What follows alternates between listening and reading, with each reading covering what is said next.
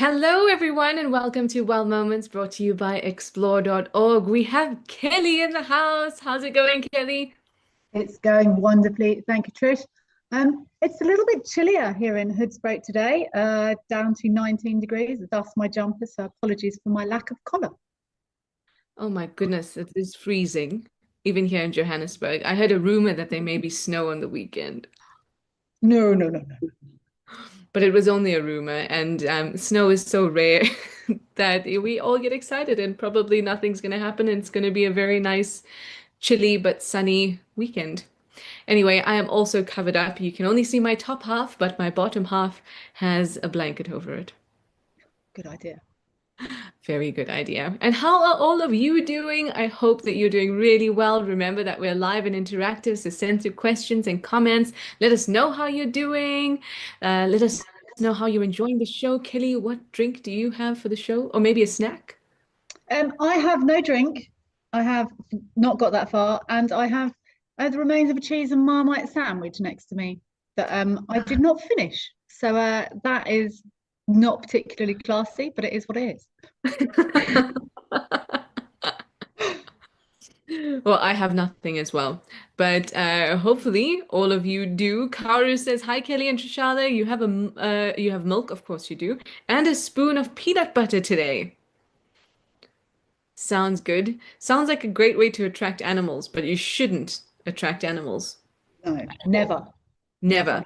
And Kelly will tell you that firsthand because as we were doing our checks, Kelly had an unplanned visitor. Tell us about it. Tell us about your unplanned visitor.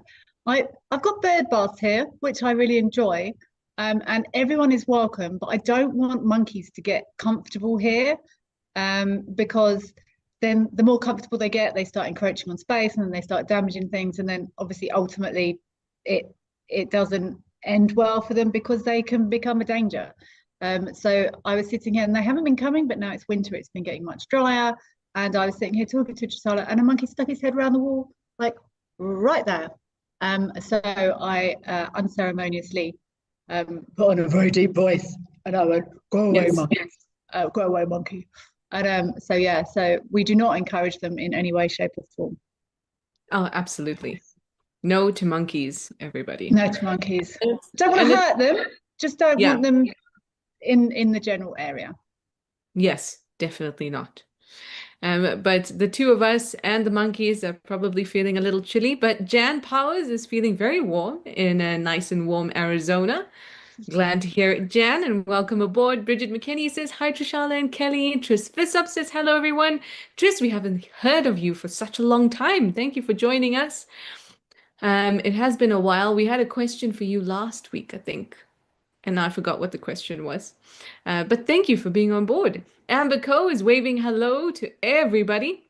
And you say that these shows are so wonderful and they don't just magically happen. And thanks to everyone who brings them along. And there's a lot of prep before we get to see the moments of wonder. Absolutely. That prep involves chasing monkeys, finding the coolest clips on our cameras. It's a tough life, working in Very tough. wildlife. It's a Very tough tough. life. We have a wonderful life, everybody. We're so thankful that we get to spend our lives dedicated to wildlife in whichever way. April Owl says, "Good morning, everyone, from a warm and sunny Connecticut with your mango crepes and cherry iced tea." Oh, nice. Very nice. Ooh. Negro says, "Good morning, afternoon, evening to everybody from British Columbia." And oh, Mindy, your work has allowed you through again. You say, "Hi, no more chat blocking for me." Oh, you're officially retired. Happy retirement dance for Mindy. Yay, now you can spend all day watching the cameras. And there's a few additions here and there, so it's only going to get bigger and better. Well, if this is the first time that you're joining us, do send us a hello. We'd love to say hi to the new people as much as we love to say hello to all our regulars. But we go through different highlights over the last week, and sometimes we have a really, really interesting show, and sometimes we have a theme, and sometimes it's just, the comings and goings in the bush. But this time it seems that we've got some really cool animal interactions. So what do you say, Kelly? Should we jump right in? Let's jump in. Let's jump in. Let's head over to Aldonio in Kenya and watch an interaction between two similarly colored little animals.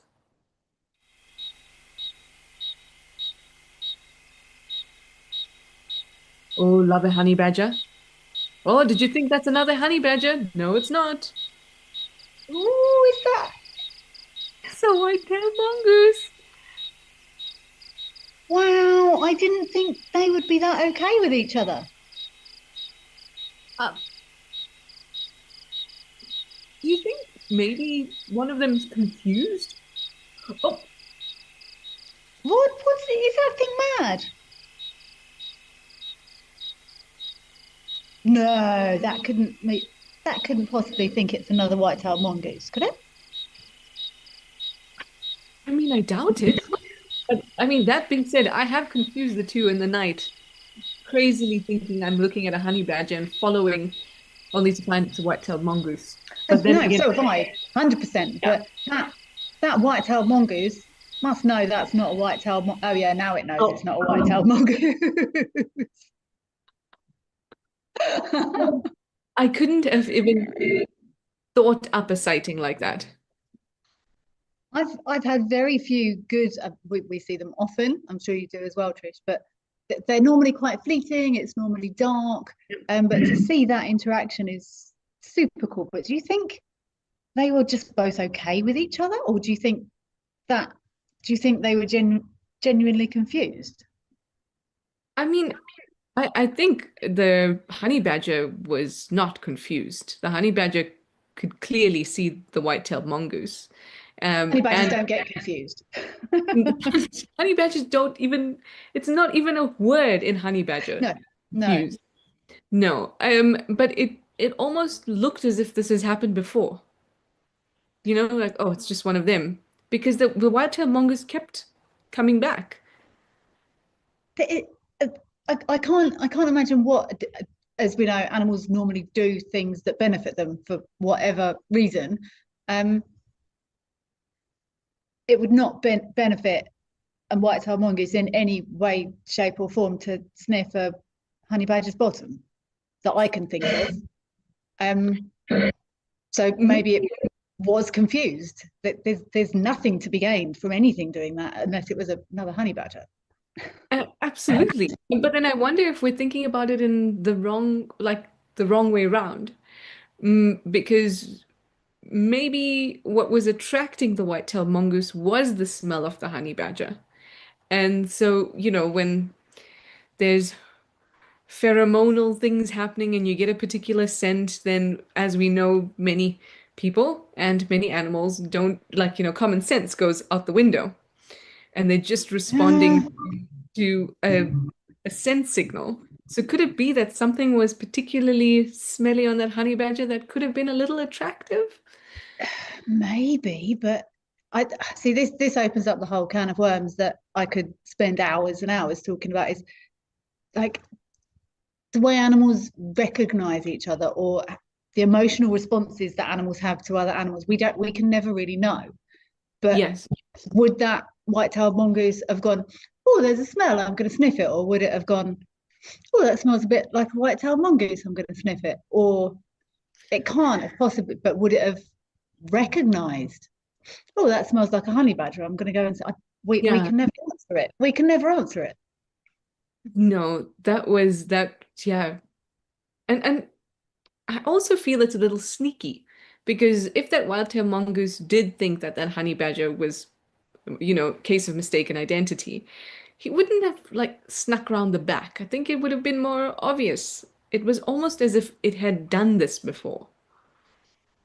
I have no, I can't answer. Quite possibly, I have no answer. But super interesting clip. But I do quite enjoy the way the honey badger relatively characteristically sort of went, "What?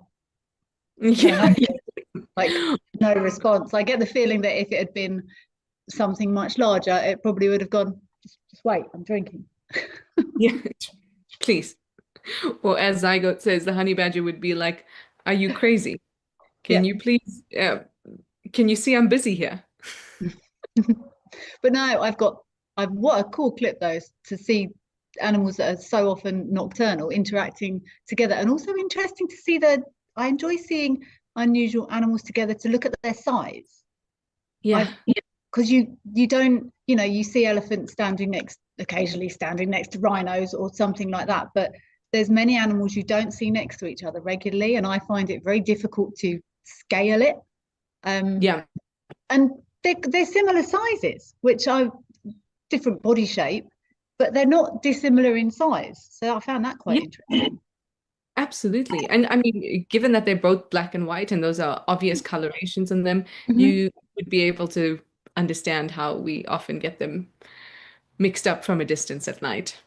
For sure. I've also done it many times. Um, and Kaoru says, wow, Mindy to the bar says, oh my word, I know. And Tris Visop, you say you were thinking if it was the same white-tailed mongoose who nibbled on the caracol's bum in the past. Similar approach. Well, I that's mean, interesting. I've never seen that clip and I didn't know that happened, but that means you might be right, Trish, because there's no way a white-tailed mongoose is going to mistake a caracal for a yeah. white-tailed mongoose. It's so I mean, maybe like a bored, cheeky white-tailed mongoose that's got nothing better to do of an evening. it's a serial nibbler. Yeah, maybe. Maybe. But I mean, that's the wonderful thing about these cameras, right? A lot of the time we can't explain the behavior we see because this type of behavior is not often recorded and not often studied or explained because nobody sees it. No, no, Huh. absolutely. But interesting. I didn't know this, Trish. Thank you for pointing that out. If it's happened Yeah. before, then did you know it had happened before, Trish? Yeah, I did see the clip before. Oh, I didn't okay. realize it Like, was at El Doño. Oh, I couldn't remember that it was at El Doño. But okay, it could be. Could definitely. definitely. Serial Um serial nibbler. the serial nibbler. I'm going to butcher this name. RGRPGH. How would you say that, Kelly? I'd say IGRPGH. Riggerpugge. Perfect. RGRPGH. Good Mm, morning. You saying hi to us from a very warm Pittsburgh. So happy that all of you in the Northern Hemisphere are getting sun mm. and warmth. We do have sun in Johannesburg, just not so much warmth.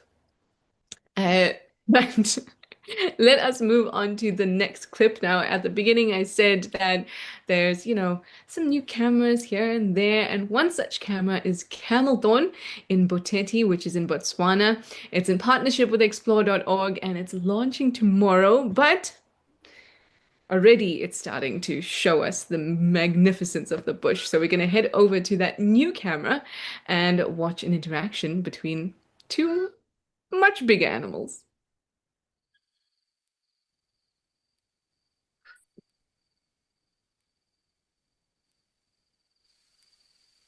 Oh, is that a baby hippo? I, this is what I mean. I struggle. Trish, can they see our faces at this point in the show? No, Okay, good, because my nose is like right against the screen. I know.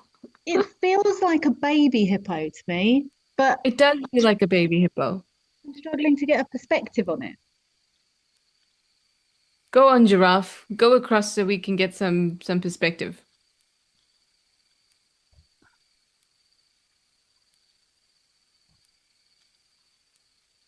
I mean, if it's a baby hippo, mum must be very close by. Oh, it's not baby, like it's not infant, but it's still very young. Young. Yeah, I feel like it is still very young. But then a baby hippo walks up and you, oh Ooh. no, that can't be a baby hippo.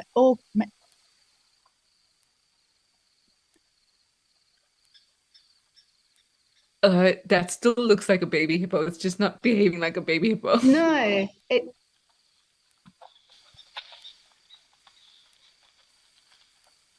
I don't know what to make of that. Look,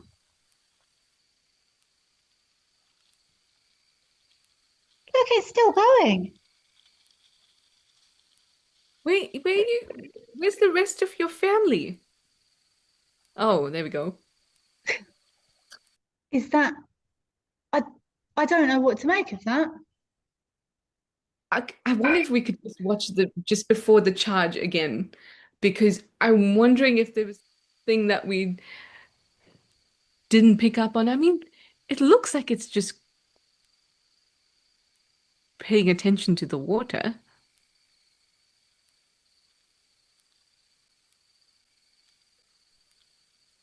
I can't work out if it did it actually. It's just like chilling, moving around, doesn't look interested in the giraffe whatsoever. I'm just Ah. I don't I think it started chasing the giraffe after the giraffe started moving. Yeah, the I movement of the don't think giraffe that was an definitely. aggressive. Yeah, I don't. It that doesn't feel like a I'm coming for you giraffe. Which would, and I'd also like to see as well, where were those other two hippos when all this finished? Was the potentially young hippo? So there's the young hippo there, and those other hippos were over to the left-hand side of those giraffes. Yeah. And there's eyes dotted all through the water there. I wonder if they're hippo eyes or crocodile eyes. So is that very professional, everybody? We're sitting back now.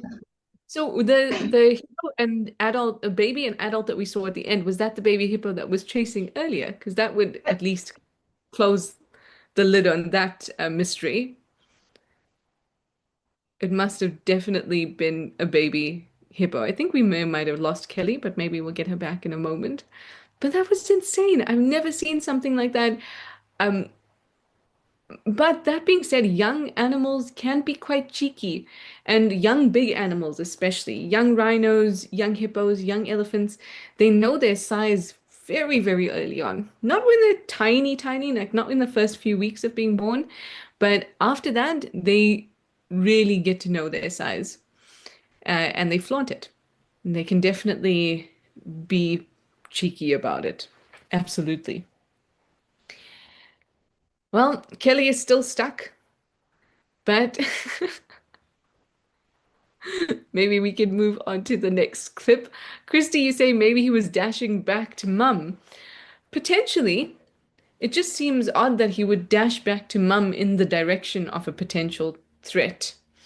And honestly, that's the reason that many hippos or many human interactions, I would don't like to use the word attacks, but many of those human interactions with hippos happens because they are in the way or between a hippo and their place of safety. So, you're on the same side of the water and the hippo's trying to get to its place of safety, which is the water, and you're in the way. So maybe this giraffe was in the way between hippo and its mum, even though it was, quite a big distance.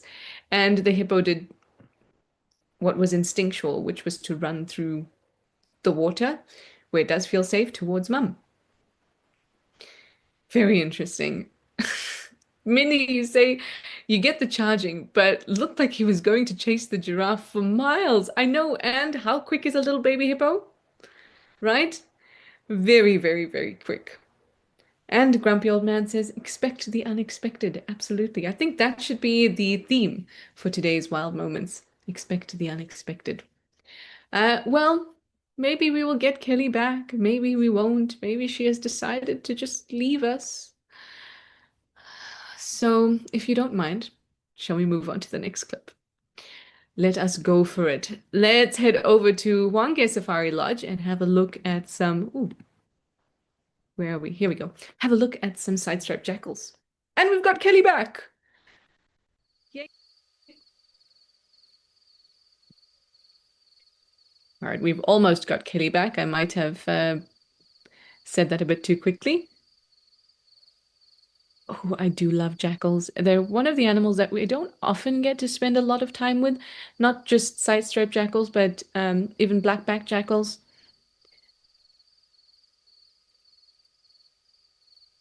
And if you manage to find a den and can sit with them for a while, oh, you learn so much. Now, with the side-striped jackal, you can see very clearly the stripe on the side of their bodies, but the white-tipped tail is also an immediate giveaway.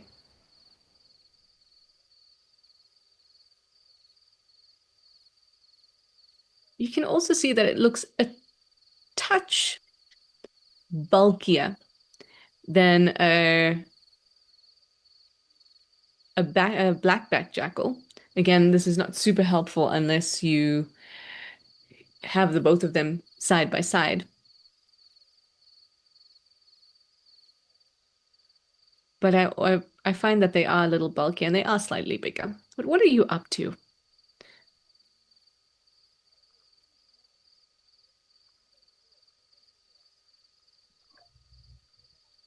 Welcome back, Hi. Kelly.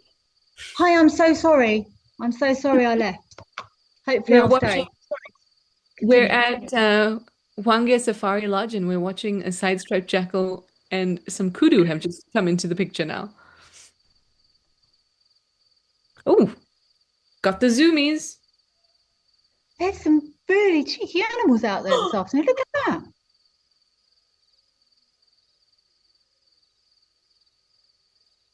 Grumpy old man said expect the unexpected, and we think that that's the theme for today's show.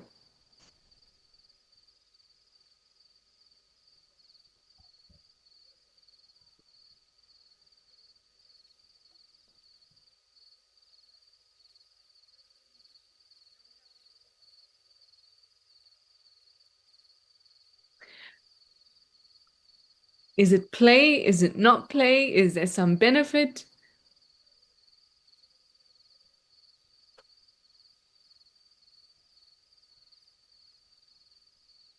Again, I don't know what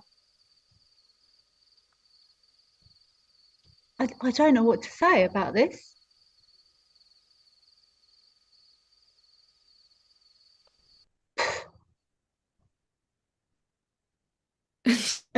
All, all I can come up with is no, even that wouldn't, unless that, I'm just trying to think. My brain is going, is that Jackal seeing that kudu as a threat for potential pups in the area or something? That looked more like a go away kudu. It can't be trying to hunt it because that would be ridiculous. Uh, Absolutely. Also, we know that side-striped jackals are, compared to backpack jackals, have more fruit in their diet. Um, so this is not even something that is a potential in their brain. and I don't think that would be a naturally good idea for a fun game because that if that kudu kicked that jackal in the face, it would kill it. So Yeah, absolutely. it feels more like a give me space chase away to me. I don't know what you think. That's all I can think of. I mean, it was, if we look at the beginning of the clip again, which was just the portion that you missed out, the kudu were not even in the frame. The jackal was just sniffing about and moving through and nose to the ground, really didn't seem concerned about much.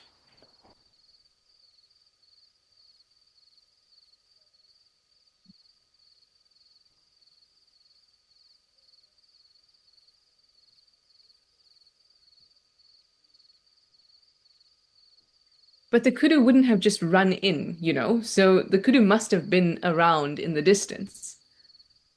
It looked when I finally returned from my internet um, ban because this is South Africa. I don't think that could. I think that kid is coming for a drink or something. I think Yeah. as is the jackal. But let's watch this. That's made him jump. Kudu doesn't care. That looks like a go away. You're upsetting me. I Yeah. need my type thing. But I'd have probably called it there. All I right. mean, yeah, this is needing a lot of space. Maybe. I mean, they do eat more fruit, but animals have a natural predatory instinct. Maybe it asks for a bit of space and a little bit of that kicked in. Maybe. I'm winging it. I've got absolutely no explanation for this behavior. And it's also interesting that some of the kudus are just like, okay, I'll avoid you, and then I'll just carry on as normal. Yeah. HH says it's play, Trishala, until it's not. Mm. Absolutely. But this jackal is having just a go at all these kudus. This is very interesting. Maybe it is protecting a potential den in the area or something like that. It's all I can think of. Like I said, but I suppose lots of animals they do. I'm thinking of sort of domestic dog terms. They do play games that are really dangerous. So maybe it did start off as a give me space chase, and then I turned into fun. I think it's a terrible idea to chase a kudu because it's a big animal that could potentially kill it. But Yeah, sure. absolutely. But you know what's also interesting is that all the clips that we've seen so far, there's one more to go, but all that we've seen so far have been in infrared, so they're all in the dark. Mm.